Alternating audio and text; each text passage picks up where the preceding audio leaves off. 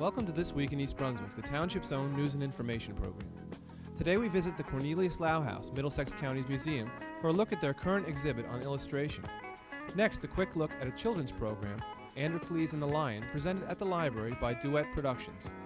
We'll have comments on the Constitution from Dara, Klein, information on Amarylis plants from Pegi Howells, consumer information on holiday safety from Adrian Eisner, and our Township Council review, all after a look at next week's schedule, which will be curtailed due to the holidays.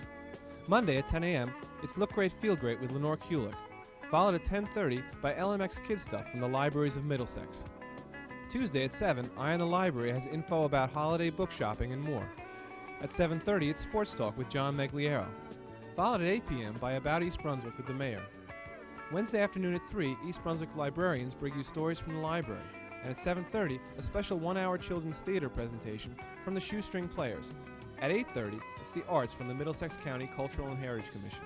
Now let's join Pat Cresson at the current exhibit at the Middlesex County Museum. Hello, my name is Pat Hill Cresson, and I'd like to welcome you to the Cornelius Lau House, Middlesex County Museum. We're standing here at our new exhibit, The Fine Art of Illustration in New Jersey, 1890 to 1987. This is a historical through contemporary overview of around 67 works of art done by 65 New Jersey artists. These works came from several different sources, among them the artists. They were loaned from the Zimmerli Art Museum, the Museum of the City of New York, and Illustration House in Connecticut. This exhibit was also done in cooperation with the Society of Illustrators in New York, and interpretive consultation was done by Walt Reed, who is a national expert on the subject. And now I'd like to show you some of the earliest works that are in the exhibit. The show has been broken down so that the historical aspects and decades are represented in the first floor of the museum and the contemporary works are on the second floor. We will be looking at two early pieces, one by the famous political cartoonist Thomas Nast, another by the artist Arthur Burdett Frost. The very first period of time we'll be dealing with is the turn of the century, which is noted for its pen and ink drawings. Color had not really come into being as yet. Right after this time, before the 20s, is known as the golden age of illustration, where you really have the beginnings of all the national magazines, and there was much illustration work out there. Then that brings you into the 20th century, or the jazz age, where you have the flappers and that devil-may-care attitude. And the artist that represented that period was John Held Jr. And this carefree era gave way to the crash of the stock markets and the Depression, and we have the upsurge of pulp magazines, which were really glossy covers with a cheap interior. Then finally we go on to the next room, which shows the 50s and 60s, and this was the time of big business. You had lots of illustration going on at this time, but there was also the intrusion of television, so this did cut into the market somewhat. And then on the second floor, we'll look at some examples of the 70s and 80s, and this was a very eclectic time. You'll notice the upsurge of special interest magazines rather than the big national magazines which serve everyone. So now let's take a look at the cartoon by Thomas Nast.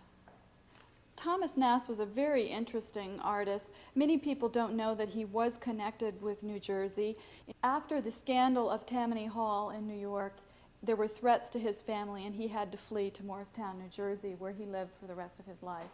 So here's a fine example of one of his political cartoons. It's biting, it's pointed, it's done in a very exaggerated style.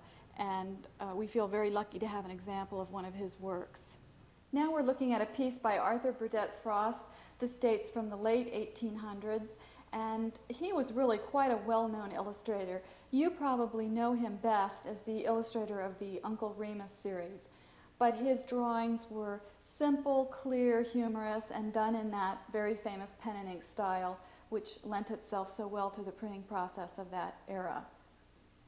This piece was done by John Held Jr., entitled Flapper Kissing Radio Announcer, 1926, and he is really one of America's best-loved illustrators for this time period.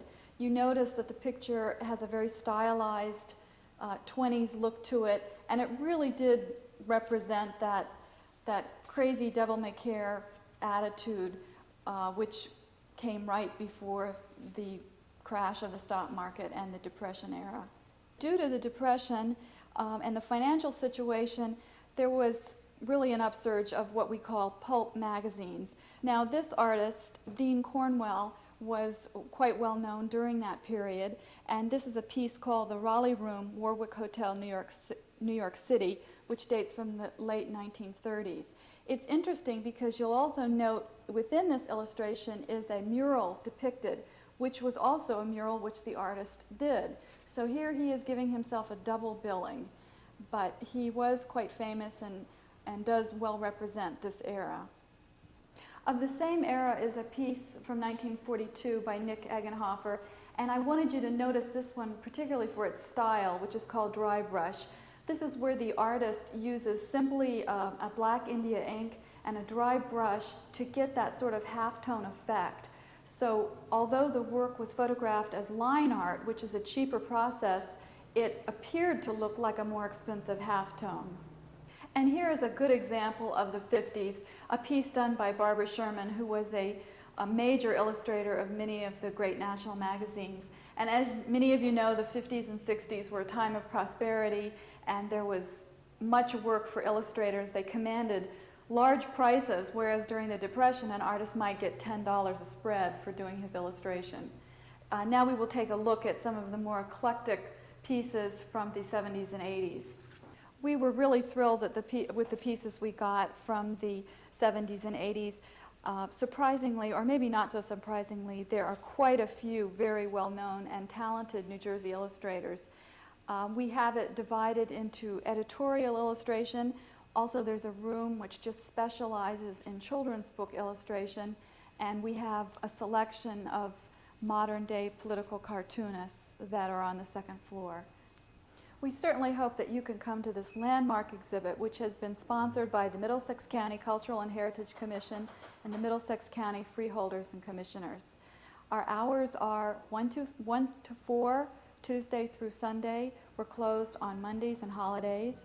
We're also offering a fascinating lecture series and educational program for students, which, if you are interested, you can call the museum at 745-4177 for further information.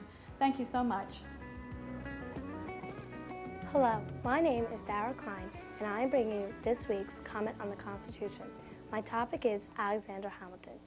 Alexander Hamilton was born in 1757 and was 30 years old at the time of the Constitutional Convention held in Philadelphia.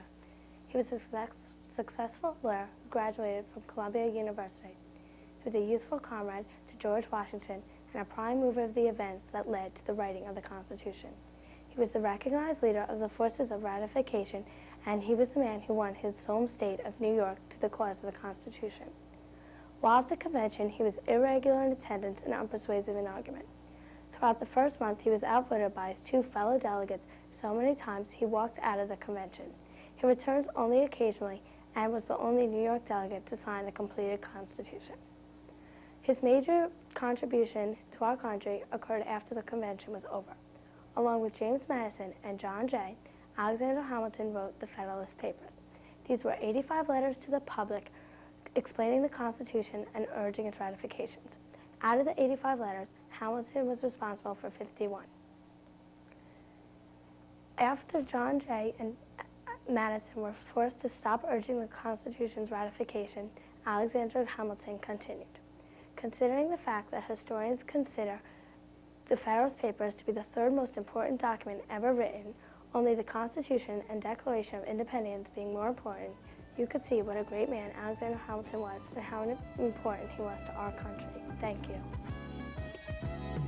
Today's edition of This Week in East Brunswick will be the last for 1987, and the staff of Channel 8 would like to take a moment to thank all the hosts of our programs, each of whom volunteer their time to bring you the variety of programs of community interest seen on Channel 8. Lenore Kulik for Look Great, Feel Great. Paul Hansen for You and Your Money. Ken Shalhoub for Let's Talk Health. Dolly Vasta for Art's Sake. Dr. Joseph Sweeney and Amy Fisher for Spotlight on Education. John Runyon for business bylines, the librarians of the Children's Department of the East Brunswick Public Library for story time, Mayor William Fox for About East Brunswick, John Megliaro for sports talk, also John Megliaro, Jimmy Allender, and Phil Hill for East Brunswick High School sports. On our news show, This Week in East Brunswick, Peggy Ballister-Howells for gardening tips, and Adrian Eisner for consumer information. And to everyone who has helped out both in front of and behind the camera this past year, it's their dedication and enthusiasm that makes Channel 8's programming a success. Happy holidays. Hi, this is Peggy Ballister-Howells in my backyard on one of the last truly beautiful days of fall. I'm out here and I'm working on some bulbs for brightening up inside during the long gray winter. I have here a nice, relatively shallow and wide clay pot. I always prefer working with clay. And I have a little piece of clay shard that I'm going to put on the bottom because you need drainage. And I'm going to plant in this pot some paper white narcissus bulbs. I have half a dozen of them here. They've already started to grow a little bit, so we want to make sure we get them planted. Now, I just use regular, lightweight potting soil, and you want to put it in the pot here. It's a real good idea not to fill the pot and then press the bulbs in, because if you do that, you can do some damage to the bulbs. So that's not such a good idea. Now, let's see. A little bit more. You don't want to bury the whole bulb in this case. You want the tops to be just above the surface. Let's see. Just a little bit more. Now you can get as many bulbs in the pot as will fit as long as they don't touch each other. That's important because if they touch each other, that can encourage rotting. Now that looks perfect. It takes about 4 to 6 weeks before you get blooms, and they have a lovely scent. The later in the season you start them, the sooner it will be that you actually do have blooms. And the leaves will actually, now that looks just about perfect in this pot. So these may take, say, closer to 6 weeks to bloom. If you plant them a little later, they make excellent Christmas gifts. So for those people that you would like to give them to, if they start them around Christmas time, they will probably bloom sometime around the end of January or early February. Now you fill in between.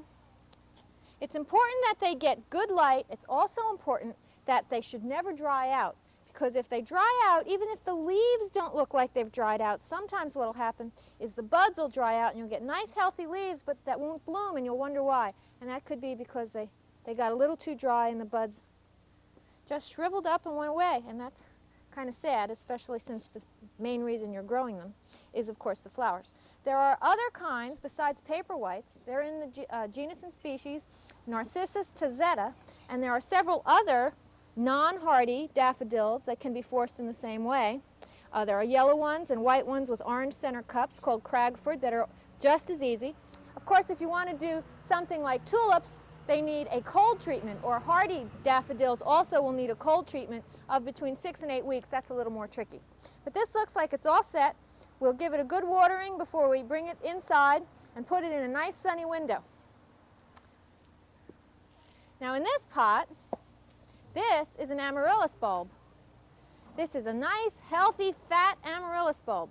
Now Amarylis will take about 8 weeks to bloom.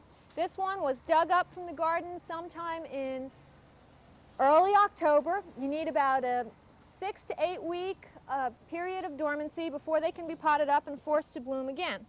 So, you have the same problem here. There's a hole in the bottom of the pot. Cover it up with a little piece of clay. That allows the water to continue to drain through. Now this you only want to bury about halfway. You don't want the whole bulb to be underground. Now the very first thing that comes up when these start to grow is the leaf tips, but they only come up for about an inch or so, and then the flower spike comes up. If you get a whole lot of leaves and you don't get the flower spike, that probably means you're not going to get one. But Amarylis bulbs are very dependable.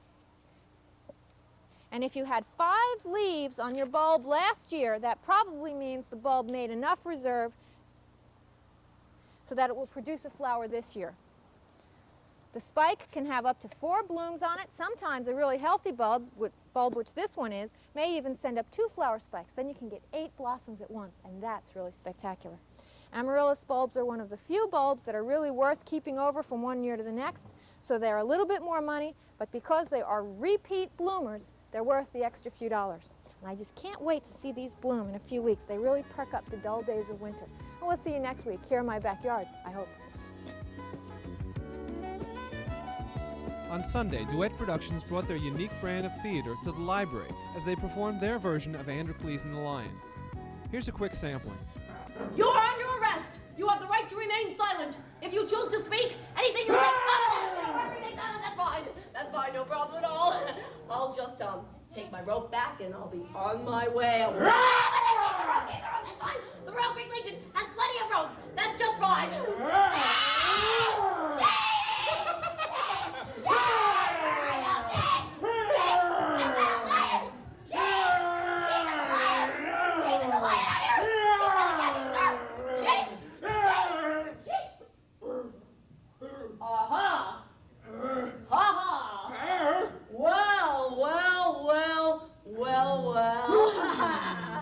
Not quite so fearsome now, eh, amigo?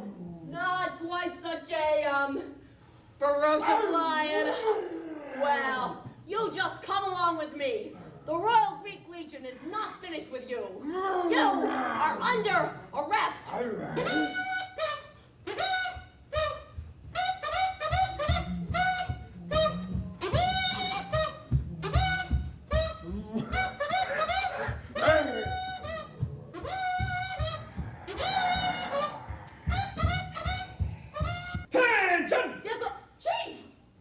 Soldier, what's going on here? I thought that was you, sir. You thought I was a trunk? Well, yes, sir. You said you'd be wearing a different disguise. What's going on around here, soldier? Sir, I caught a lion. Well, very good, Corporal Ajax. Yes, Perhaps I've underestimated Yes, you. sir. A fierce jungle lion. I caught him all by myself. Well, let's see. I trapped him, and I roped him, and I pulled him in. Yes, sir. The Royal Greek Legion. We always get our... Corporal Ajax.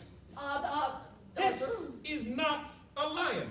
Yes, I know, but it was a lion just a minute ago. This is what we in the Army call a Branch. I know, sir. I don't quite know what happened. Ha-ha! What? Get down! What? A duck! Duck? Yeah. I can't see the duck, sir, if I get down. No, the slave! The slave is a duck. No, the slave is coming this way! Yes, sir. Hello, and welcome to Consumer Aware.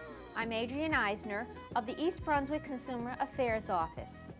During the holiday season, when many people are decorating their homes and purchasing trees, it's a good time to review some important safety factors. If you purchase an artificial tree, check to see that it is fire resistant. If you are purchasing a fresh tree, remember some important points. A fresh tree has needles that are hard to pull from branches. When bent between your fingers, fresh needles do not break. And when the trunk of the tree is bounced on the ground, a shower of falling needles shows that that tree is just too dry. After you purchase the tree and get it to your home, make sure that you place it carefully, away from fireplaces, radiators, and other heat sources. See that it is out of the way of traffic and doesn't block doorways. Fill the base holder with water. Keep it full of water while the tree is indoors as you would fresh flowers. Remember, heated rooms dry trees out rapidly, creating fire hazards. Here are some other important precautions. Indoors or outside, use only lights that have been tested for safety. These are identified by a label from Underwriters Laboratories. Check each set of lights, new or old, for broken or cracked sockets, frayed or bare wires, or loose connections. Check labels of outdoor lights to see that the lights are weatherproof. Turn off all lights on trees and other decorations when you go to bed or leave the house. Lights could short and start a fire. Never use lighted candles on a tree or near other evergreens. In homes with small children, take special care to avoid decorations that are sharp or breakable.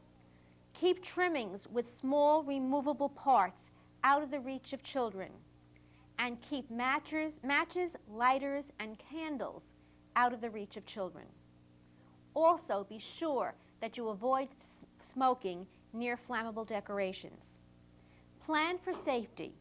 Remember, there is no substitute for common sense. Look for and eliminate potential danger spots near candles, fireplaces, trees, and/or electrical connections. I hope you will take the time to go over these important precautions with other members of your family, and that you and your family will enjoy safe and happy holidays. In the meantime, if you have any consumer questions or problems, please be sure to call us at the Consumer Affairs Office. We are in our office in the Municipal Building, Monday through Friday, from 9 a.m. until 5 p.m. The telephone number is 390-6954. Thank you for joining me on Consumer Aware. See you again next time. At Monday's action meeting, Township Council members voted to table a resolution which would have taken back a previous resolution opposing construction of a median on the proposed widened section of Cranberry Road between Dunham's Corner and Ruse Lane.